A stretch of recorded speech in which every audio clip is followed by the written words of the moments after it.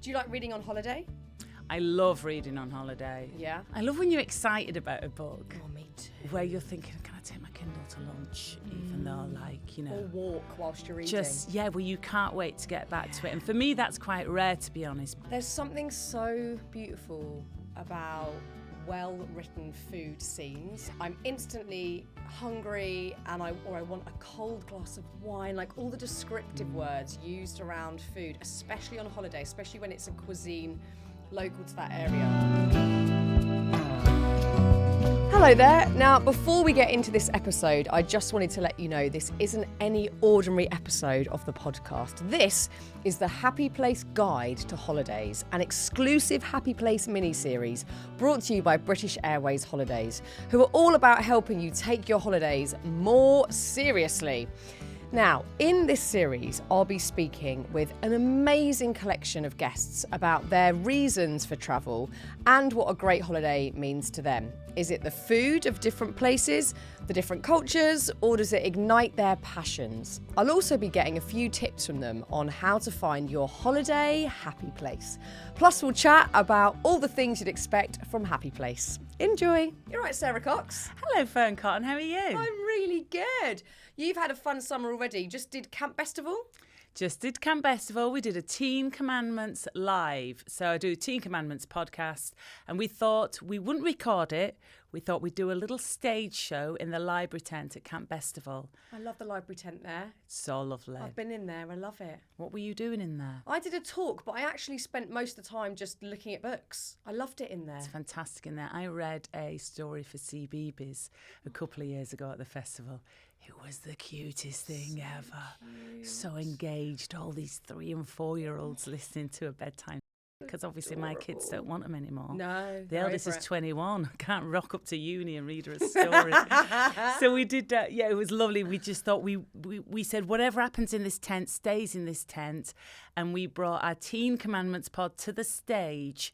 And we did lots of silly games.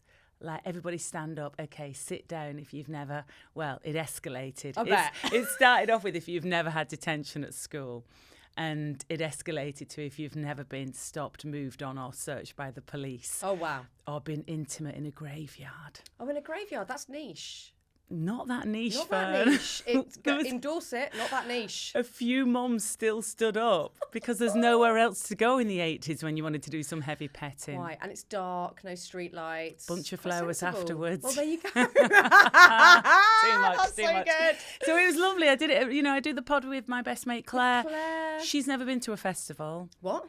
ever in her life. That was her first one. First ever festival, and she's on stage in a Madonna mic being hilarious. Camp Festival's probably a good initiation because it's family, it's really feel good. Rob DeBank, who runs it, is the nicest human ever. Yeah. It's just a joy. Yeah, Rob and Josie. How long has it been going? Because I've been going about 16 Long years. time. So, long time. It's just really well loved. It's like one of the best weekends of the year for So me and the great. kids. So lovely. So feel good. We gave away some mini neck massages for the mums Did you? as prizes. Oh, I was like, that's ladies, if you do win the prize, pop it in your pocket quick, because everybody had their kids with them. And the first mum was like, woo! Above her head, get it in your pocket. Oh, even you saying neck massage is making me go a bit floppy. I should have brought you one. Yeah, I really want one so bad. But you're having a really fun summer so far. I mean, actually, going back, the last time I think we had a proper deep dive chat was at a literary festival. Yes. God, that feels like it was 7 donkeys months years ago, 8 months ago, 9 months ago, 10 months ago. It was maybe at the end of summer last year. And we were both on stage together, which was such a treat. Oh, yes. I was going even way back when we were on stage for Happy when you Place. came on here. That was years ago. I thought you were having a funny turn. I was like, it was ages ago. No, that was years ago. That was in Islington, wasn't it? That was maybe 4 years ago. Yeah, maybe 4 years or so. But we did like a little double-headed chat, Yeah. and it was so nice to do that with you. Yeah, for our novels. It was nice, wasn't it? There's Really definitely nice. safety in numbers in front of a literary crowd. a very nice literary crowd, Very though, nice. talking about our books. Yeah. And then we got to sign them afterwards. That could have been so awkward. sweet. I was slightly worried that everybody would be queuing up with your book, but it was no, fine. they were coming with both. It's like was Even so Stevens. Great. It was nice. It was so good, but it was really good to talk to you about certainly your writing process with your novels. 'Cause Yes. obviously you've written autobiography as well, and it is such a different discipline, and it's a long old process that I'd certainly underestimated. And at that point, we were both kind of in the middle of writing a book. The next one. Next one. Have you finished? I should be writing it right now, but I wanted to come and see you, Fearne. I'm on the 3rd draft of it. Oh, you're progressing beautifully. So... And you're happy? This is the pleasant bit where there's just those little boxes Tweets. to click on, and it'll be a suggestion from my editor, like, would she really look at her phone at this point? Or would she, and you type back either, yes, she would. I look at my phone all the time. Like, or you're like, good point, and you just slightly tweak and fix it. So it's not the sort of like, I need silence, I need everybody to leave me alone stage. No. It's the pleasant, as you know, the titivating bit, which is the fun bit. How exciting. What stage are you at? I know. Do you want to hear the story? Yeah, of course I do. Okay. Will it make me feel better? Yeah. Okay, go on. Crack on. Shit show. So, was at about, I think, the same stage as you, maybe a little bit behind where you were. I was maybe halfway through writing the book at that point, or a third way through, I don't know. Anyway, maybe it was the start of this year, I had this epiphany about a non-fiction that I felt incredibly urgent about writing. Yeah. Like I couldn't delay it. I needed to start the next day. So I've pressed pause on that one at 48,000 words. Wow, yeah. And I've nearly finished this non-fiction, which I'll end up publishing first. But I feel like that little half-written novel is in a very fragile state that could just be rejected forever at this point, and that scares me. Because to go back to it, it's like, oh, I can't remember what happened. I have to read it all. Yeah, to go back to it, you need to... lost momentum. You need to go, you need to hire somewhere for a week where nobody cabin in the knows you. woods. Yeah, and go there and just get reacquainted with it, rekindle the magic. I'm scared. It'll still be good if it's 48,000, like it's I'm into half. it. Yeah, it's half. It's easily half. Yeah. So I'm excited about the non-fiction, though. The non-fiction I felt... And was that the right decision, then? I think so. I'm still worried about this half-written novel over here. But I'm happy with what I'm writing. But my brain can be a bit chaotic. So I think I couldn't be ordered about it and go, no, finish this one first. I was like, I must write this one. Well, that's amazing, though. If you ever get that feeling as a writer, like, I've got to write this, I've got to get this out of me, you've just got to go with that one, haven't you? I think so. It's like the ultimate procrastination that you did. Instead of finishing that book, you're like, I'll just distract myself with another book. Exactly. It's fine. It's all distraction. What can you tell us about the new one that's not out yet? Anything? It's a love story set over 20 years. Ooh. And that's kind of it, really. I wanted to try and see if I could just... It's unrequited love, really. Yeah. They can't really be together. And I just wanted to see if I could have a little play around with that and with female friendships. And I'm trying to not make my men that bad. My men are so bad in my books. They're all useless, dysfunctional, emotionally stunted. There's one male character in Throne that used to stress me out so much whenever he appeared, who was the dealer, the horrible dealer who kept coming back and sleeping in on the sofa in the front room. Yeah, and I was like, horrible. No, I don't like him. Yeah, he was great to write because he's a real baddie, a real ferrety face. Yeah. I tried to get him as a little cameo in the new one, but I've had to bin him off. Yeah. The new one, I feel like, because of Teen Commandments, I've been really honest and really real on air doing the podcast, and I feel like that has seeped into my writing. How interesting. So one of the girls is quite a party girl, and I had to calm that down a little bit. And my editor was like, I don't want you to frighten off your usual readers. And then she listened to some of Teen Commandments pod, and she was like, no, I see where this has come from. You're being very real, and this, but I think podcasting great for that exact reason, that it's really, it feels so safe. And I don't know how you feel, but I don't believe radio feels the same. Radio's cozy and lovely and intimate with the listener, but I don't think that you can be as vulnerable and open because you're in someone's car, someone's kitchen, someone's place of work without them choosing you? You know, they're choosing the radio station, they know you're going to be there. But I think with the podcast, you find it and then you choose to take that with you. So it feels like you've got maybe a bit more room to be completely yourself and honest. Yeah, absolutely. And I feel like with the radio, like it's not, I hate to say it, but it's not all about me. Do you know what I mean? It's about the listeners. Yeah. And it's about popping in and making them laugh. So I'm just trying to be like the hostess with the mostess with the radio, where I want everyone to leave having had a great time and to have made a bit of a fuss of them because they're on the way home from work or they're on the school run and they just need a little bit of loving. So I try and do that with the radio. And obviously with the radio, you know, you have got 6-year-olds listening and you've got, you know, great Aunt Veronica who's 102 listening. So you've got to balance that. But like you say, with the pod, it's they've come, and we do what we want. Be really naughty. It's I mean, be too naughty sometimes to the point where I've got a very good friend who listens over it for me and he's like, take that out. Take that out. So good. It's really interesting with your extremely long, illustrious radio career, but also now your writing career. You spend a lot of time basically talking to yourself. With writing, it's you and a laptop. With radio, it's you and a mic. Yeah. Yes, you know that there's listeners. Yes, you know there's readers. But actually, the art of it is really insular. And I think with writing can be quite isolated. Do you think you work well in that way? Does that suit your natural tendencies? You know what I do, actually? I feel like with the writing, it's difficult because there's just outside influences all the time. Things that, you know, need me, teenagers, animals, husband, like jobs, life. Yeah. And as much as I'd love to be sort of on in a windswept cottage looking out over the sea on my own, I actually did get an Airbnb for a couple of days to finish the last, hang on a minute, what was it? No, it was to finish this one. Yeah, it was to finish. Oh, lovely. I did like 13,000 words in a weekend. Wow. And got the first draft in, and it was amazing. I just took some batch cooking with me to zap in the microwave and just ate veggie chili and wrote non-stop, just gaffer tape myself to a seat because I thought otherwise this is going to take weeks. Yeah. Slowly pulling off a plaster. So with writing, you really, you know, you need to have that sort of space and to be left alone.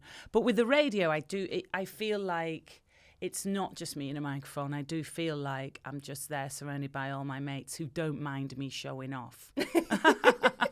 My real mates would. My real mates would be like, yeah, wind it in, love. So good.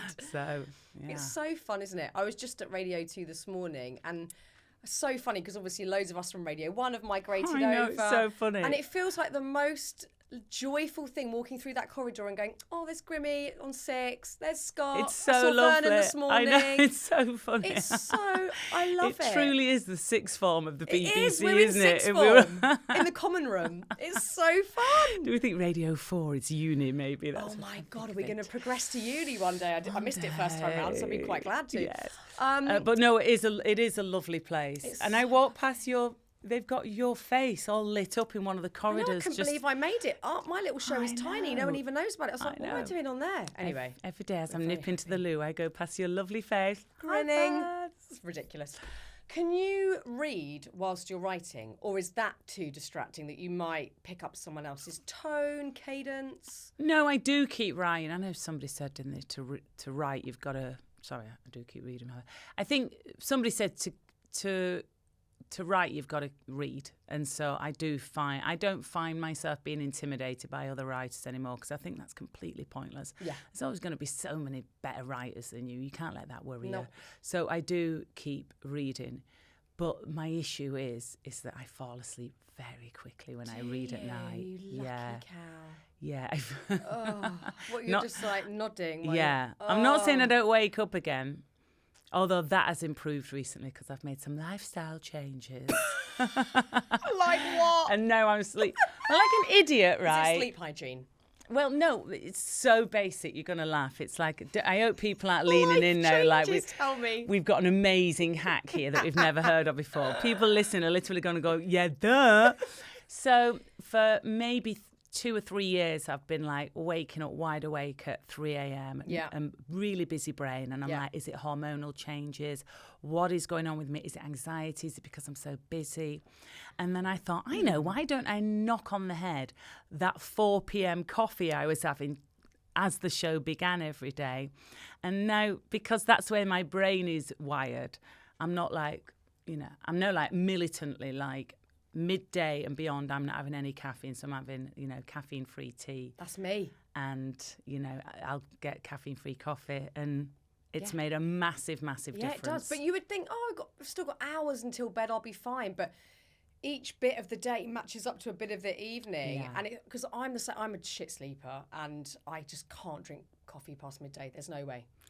Well, I thought coffee woke you up, but what it does is it suppresses a natural hormone that your brain releases that is supposed to drip, drip, drip all day in your brain and fill up so that by the end of the day you're ready for sleep. Yeah. And when I realised that actually it was suppressing that, it just made me be a bit like, that just doesn't feel right. So you've knocked that on the head, that's great. Yeah, so now I'm sleeping good. But the problem is that I am reading and I prop up my Kindle and it's dark and I will do like 3 or 4 pages, if that. Really? God, that's so great. And but it is the ultimate way to switch off because you're escaping. I love, especially reading fiction. Yeah. Because you can just check out of all the shit you've done that day, the worries you've got, and you're in someone else's world. Yeah. It is just a joy.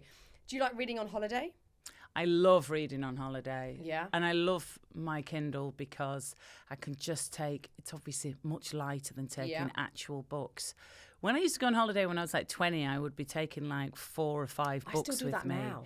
Yeah, actual physical books. Actual books. Yeah. I've got something about, I like holding a book. I love the cover. Do you know what I love doing is buying a book at the airport. I like buying anything at the airport. Buying things at the airport is so much more fun than buying things in the shop. See, I love know. it. I'm weird with that. I don't really like getting to the airport and not having a plan for what I'm going to be reading on holiday. It freaks me out a little bit. I will have So will you have books packed and then treat yourself at the airport? Yeah, I've got a route. I'm going Boots, I'm going WH Smith, I'm going Pret. I've got a little route that I'm doing through Terminal 5. Yeah. I'm getting myself a new book. Absolutely. That big Pret, I know the exact one. Or get to the airport pop to so Waggers early. sometimes. Yeah, I get there so early. Like so early that they're barely letting me check in. I want to be there so I'm like in a shopping mall and I'm enjoying that. Yeah. That's when my holiday begins. That's what we do. We get there to Terminal 5 about 2.5 hours before the flight and then you're through. The kids are like, really? Why are we here? Yes, come on. So fun. Let's go shopping. Where do you like to read when you're on holiday? Are you beach, pool, balcony? Where's the location? Anywhere, really. Not bothered. Often by the pool. I can't understand people who, no judgment, but people who watch something by the pool. I just don't really get it. I want to read. And I think reading on holiday is so lovely because it feels like a real indulgence. Yeah. Because you have the time when you don't at home.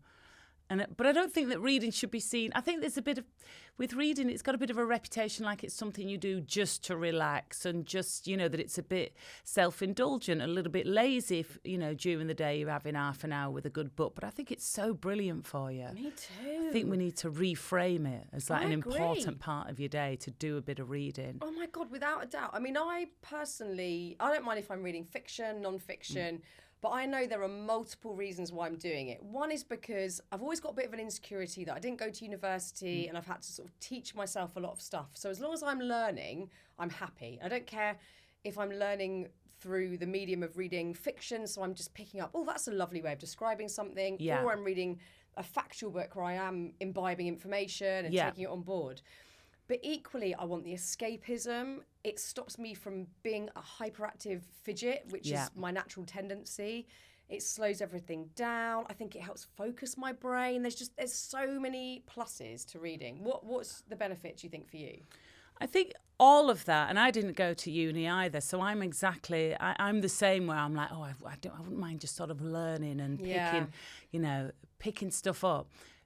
I love I love when you're excited about a book. Oh, me too. Where you're thinking, can I take my Kindle to lunch? Even though, like, you know. Or walk whilst you're reading. Just, yeah, well, you can't wait to get back to it. And for me, that's quite rare, to be honest, because we did Between the Covers, which I had to read 12 books per series for that, and pretty quickly. That's a lot. When you're reading for work, it is a completely different vibe, isn't it? So much so that when we'd finished that series, I'd be like, I wouldn't, you know, it really got me in the habit of reading, which is good, but I'd be so excited about choosing what to read. And I love the feeling of just being like, oh my God, I can't wait to get back to that book. And I had a holiday, we went to Italy for a week, and I had like the 2 perfect books that I read that were perfect sort of holiday reading. What were they? So one is Remarkably Bright Creatures, I've not heard of that. It's perfect for a holiday. So on my recent holiday, I read Remarkably Bright Creatures by Shelby Van Pelt. Right. And it is perfect. When people say, oh, it's a perfect holiday read, I feel like sometimes that can feel a bit snippety. But it's not. It's a huge compliment, because it's when your brain is the most relaxed, when you're open to new ideas. And so this is told from the point of view of a widow who is a cleaner at an aquarium in Washington. And she makes friends with one of the exhibits, which is an octopus, and that's a remarkably bright creature. And there's a few chapters, now go with it, from the point of view of the octopus. Love.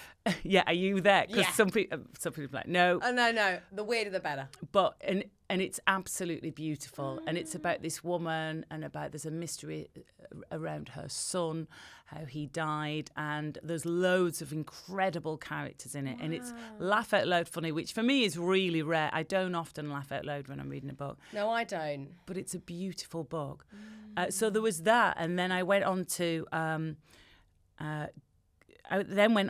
Girls, The Girls by Kirsty Capes, which is about 2 sisters and a road trip. Oh, I like the sound of that already. Yes, and they have a really dysfunctional past. They had a really celebrated artist for a mum who's now died, and they had a terrible upbringing, and the mum was an addict and they had a really, really tough time, and they were estranged, and then they came back together after the mum died, and they go on this road trip. They're on a bit of a mission. And it's the first time where I was reading it thinking, oh, I've never been that fussed about the Grand Canyon. I want to go there. But now I'm like, the way Kirsty Capes describes it, I'm like, oh, I want to go there. I want to go. I've never been. Just this void, apparently your brain just can't take it in, like how massive, incredible it is. Wow. Should we try and get someone to pay us to go together? Yeah, why don't we recreate the film, the book? Let's do it. Yes, good. We'll do like a documentary version of it. Yes. Have you ever been somewhere much like this, inspired by reading about a location in a book? So, well, I've been to Japan very recently with the kids, and obviously, like everybody else, was it the late 90s, I read Memoirs of a Geisha. Brilliant book. Of course. And then more recently, Butter. I've heard a lot about it. Yeah, Butter's a great book. So I read that for Between the Covers. And the thing is with that show was that I'd often read some books that weren't really for me, but obviously I'd read every word because I was so paranoid I'd be caught out. Yeah. And so I absolutely loved Butter. And also one I heard about through that show, one of our guests recommended it, was The Convenience Store Woman, which is a tiny book, but it's all 3 sort of straddle Japanese culture. Wow. So, you know, especially with Butter more recently, my eldest read Butter whilst we were in Japan. Oh, wow. And that's just, you know, it's about a serial killer and a journalist, Butter, and it's fantastic. But there's one bit that just, the way she describes food, because the serial killer is a bit of a gourmet cook. So then to go to Japan and eat all the food that she's talking about in the book was amazing. And there's one thing where she has hot rice, just steamed hot rice, with some fridge cold butter. Oh. Just a little chunk of that. And I can taste it. Oh my God, I did it at home and it was amazing. There's something so beautiful about well-written food scenes. Yeah. I probably love nothing more. Yeah. And I'm instantly hungry, and I want a cold glass of wine, like all the descriptive words used around food, especially on holiday, especially when it's a cuisine local to that area. I read this lovely novel, it was yonks ago now, called The Thousand Lights Hotel. Yeah. And it's set in Elba, an island off of Italy. And I just felt like I was there. Every time I opened the book, I was just like, I want to be at that hotel. I can vividly imagine it. The pasta they were eating, the wine they were drinking. It's like, I just want to go to Italy now. I mean, so desperately. I've eaten my way around Italy and Japan this week. So fun. I've eaten Just this week, babes. Jet setter, global jet setter. Like, what? I managed to eat my way all around Italy when we went there for our 20th anniversary, me and Ben, and it was just, you go to these quite tatty, ordinary-looking restaurants. The best. And the food's just incredible because it's just simple ingredients, so lovely. So another book, I mean, Victoria, this is such a cliche, but The Island by Victoria Hislop is set in Alunda in Crete. And across the way is Spinalonga, which was the leper colony that the love story is set on. And so I did read that book while sitting on my balcony, looking across the water at the island of Spinalonga. Yeah, I love that. And I that's the most intense sort of boiled down I've ever done. Like the book, the place, the vibe. There. I was literally looking at Spinalonga. Oh my God, that's amazing. Many people have gone before and after me, done that. I mean, when you go to Crete, like Victoria Hislop, I think she's got like the key to the island or whatever it is. She's just an absolute queen there because she's brought so much tourists, especially to Spinalonga. I mean, I went over there on the ferry to look around and I wanted to sort of wander around and imagine myself in the love story, but the kids were quite young then, so I was like dragging like a I know, 3-year-old, a 5-year-old and a 9-year-old around on a boiling day. I love it. Just slapping Factor 60 on them. Yeah, classic holiday stuff going on. I love nothing more than reading a book about a place you're in. I remember it wasn't fiction, but reading Bill Bryson's travel book around Australia whilst I was there when I was maybe 19, 20. And there is something quite magical about reading the description of it, being in the place, noticing things you actually probably wouldn't see otherwise, unless there'd been someone else pointing it out beforehand. There's something so magical about that. I really want to go back to LA, having now read Daisy Jones and the Six twice because I loved it so much. I mean, it would require me time travelling also back to the 70s, but just to walk around some of those streets and the Chateau Marmont and expecting to see Daisy Jones walk out. That is the book that the most people have told me to read because I've not read it. No. I've interviewed her about her latest one. Oh, Atmosphere. Yeah, that's on my bedside. I'm desperate. I've read all of her books. I'm a massive Taylor She's Jenkins very fan. cool. I mean, she's just signed like a multi-million pound deal. She's hugely popular. But she's so Daisy clever. Jones and the Six is the one I've got her. Are you good at because reading I love the books? 7. What is it? The 7 Wives of Evelyn Hugo. Yes, and I really enjoyed that. I love that. Yeah, that's her, isn't it? That's her. Yeah. And then there was another one. It's the only one of the Malibu Rising. That's really good. Yeah, that's the only one of hers that I've read. So I feel like book. I should. Daisy Jones, and also Carrie Soto, which is about tennis. I loved that book, and I know nothing about tennis, but she brought the characters to life. Yeah, the love story to life. It's so brilliant. She's very clever. Yeah, you're good at like hyped books because sometimes I think, everyone's telling me to read this book. I don't want to read it. It puts me off. Yeah, I'm a bit like that. I'm like, it's going to be a disappointment, obviously. It's like anything like movies or anything. You're just like, oh, no, it's not for me then. It's it's too much. There have been ones where I've read it and I'm like, oh, yeah, that's pretty good. Like Girl on the Train. Oh, great book. Yeah, great. There's some undeniable classics. Yeah. And then there's lots of sort of like the big book of the summer. I mean, I'm reading The Compound at the moment by Aisling Rawle, who we had on Radio 2 on the Book Club pod. And it's called The Compound and it's been billed as somewhere between Love Island and Lord of the Flies. So they're in the middle of the desert and they're in a sort of villa, but it's much more brutal than Love Island. Whoa. So that hooked me in. But it's hard because I do snooze off. I mean, especially when you're on holiday as well and you're in the sunshine. You've had a sangria. And you've had a sangria. Such a treat.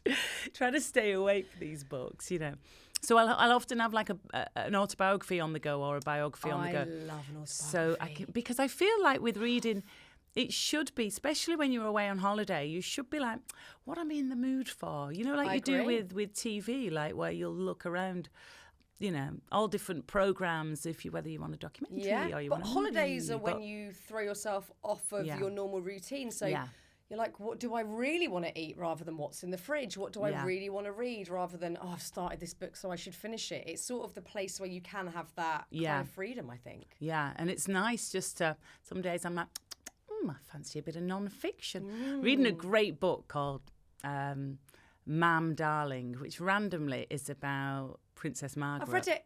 Oh my God. It's so brilliant. It's amazing. And there's like fictional bits and factual bits in Yes. it. It's so intriguing. But some of the fictional bits I didn't realise were fictional. Oh, and you thought they were real? I asked my father-in-law, like over lunch, I was like, did Princess Margaret marry Picasso? And in my brain, I was like, that wasn't in The Crown.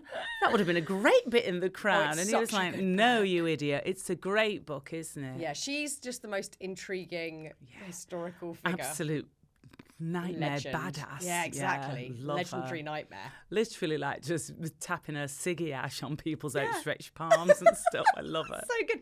Have you read, I can't remember the name of it now, the book that's by she's still alive today. Her husband basically invented Mustique. He kind of put it on the map. She's a lady. She a lady in waiting or something? Lady Glen Coma, have I made that up?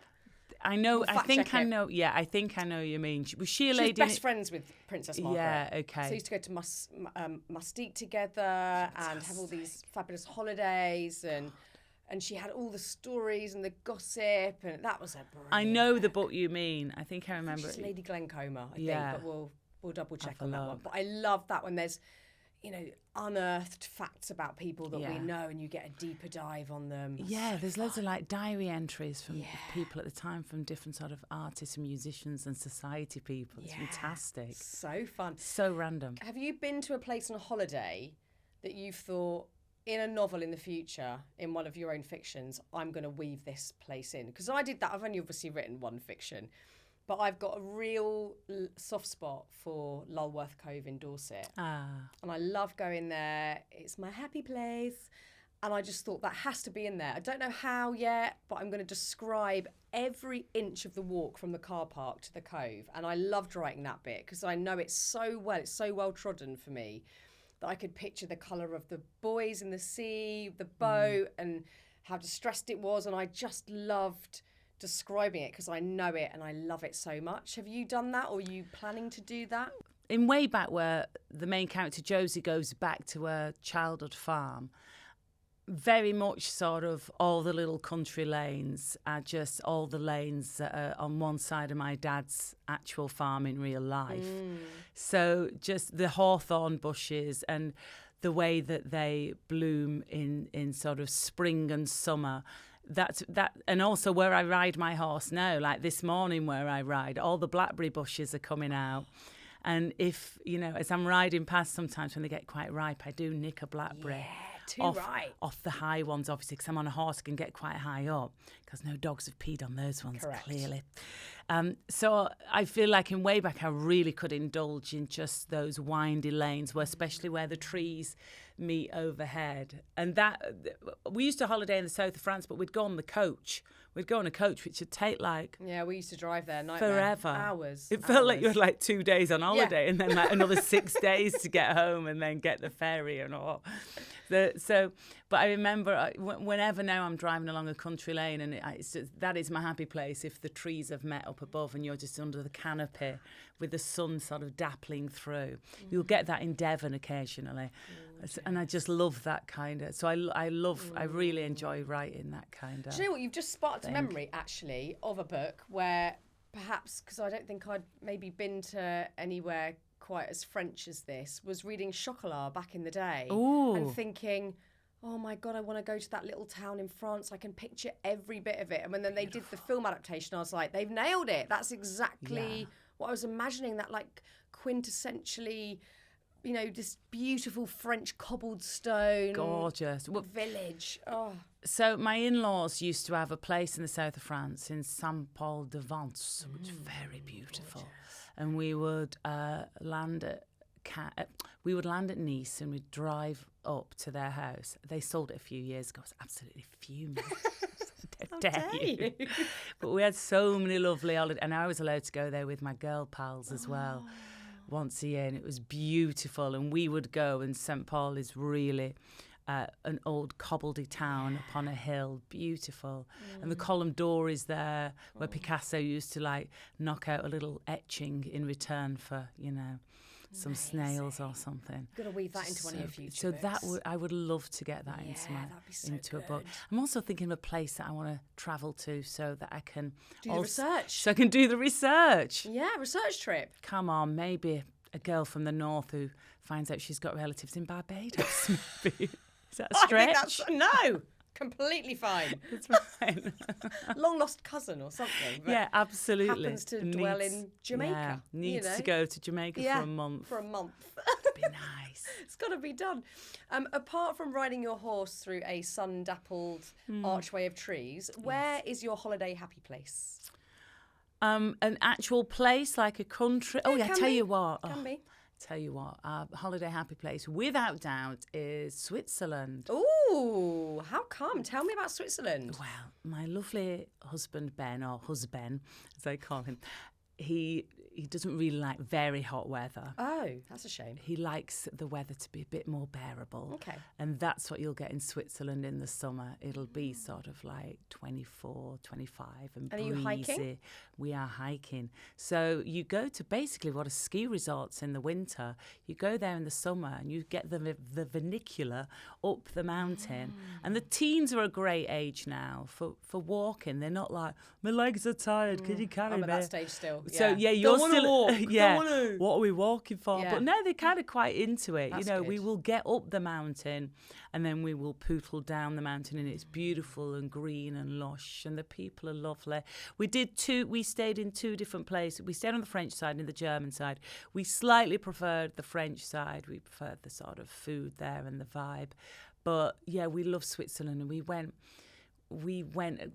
2 years on the trot and nearly a third. I mean, my son would be like, go every year if he could. He absolutely loves it. But you think there's so many incredible places to go to. You've got to try and see as many as possible, and especially after Japan. We now want to do trips. Yeah. So, you know, where we've got a plan and we've got a bit of a route and there's a bit of a tour going on. Your kids are a good age to do that. I think they need to all be kind of independent, not moaning about every little thing. They've got to be able to carry their own bags. Yes. And to be able to, you know, be responsible for, like, you know, and actually my son was brilliant in Japan because we're trying to work out the bullet trains, getting on the Shinkansen line. It was incredible. So it was a real adventure. fun. And he, when it got a bit much for husband, where he felt responsible for being like the sort of scout leader, like, follow me, this is the way. We said to our son, like, okay, you're group leader today. And he absolutely loved it. So I think it's great for kids just to have that bit of control and, you know, he was just in charge of the day, leading us to the right platform and stuff. So yeah, trips as a family now. Yeah. So now I'm thinking South America. Yes. You know, Peru, going exploring. Peru, Yes, Machu Picchu. yes. All of that. So They're a great fun. age for it. Great age. Well, I've written down so many books that I know I need to read during my summer holidays. I'm so excited to get stuck into some of these. We need to do more regular book swaps, I think. Yeah, just to, like, definitely. tip each other off about things that we've loved. I think we've got a similar taste in Yeah. certainly fiction. And can we put them in the show notes as well? Would be a nice We'll idea, put them in wouldn't the it? show So everyone notes can so find people them. can get the authors and the descriptions, because I think we're all Because you came up keen. with a few crackers. Well, we're just keen to cut through there's so many books out there, and I think you know what you like. You just need someone to tell you if this is your genre, if this is what you're into, this is what you need to read on your holidays. Absolutely. You don't want to mess around on holiday with a book you don't like. No point. No. Coxie, you're an absolute legend. We love you. Thank you so much for coming on Happy Place again. Thanks for having me. It's been gorgeous.